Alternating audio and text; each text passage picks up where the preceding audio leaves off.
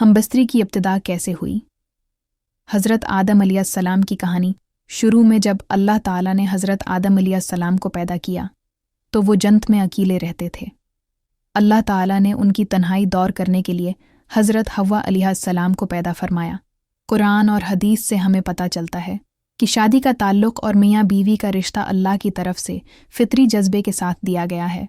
हज़रत आदम और हज़रत हव्वा दोनों को ये फ़ितरी एहसास और इल्म खुद अल्लाह ने अता फरमाया। इंसान की जिनसी ज़रूरत कोई सीखने वाली चीज़ नहीं, बल्कि अल्लाह की तरफ से रखी गई एक फ़ितरी जबल्लत है।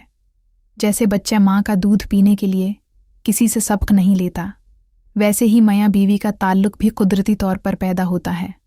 जब हज़रत आदम और हज़रत हव्वा जन्नत में मियाँ बीवी बने तो ये ताल्लुक़ मोहब्बत, सुकून और औलाद के सिलसिले का आगाज़ बना।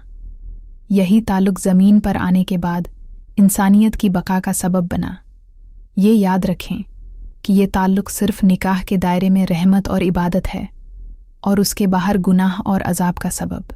मज़ीद इस्लामी वीडियोज़ देखने के लिए फ़ॉलो करें।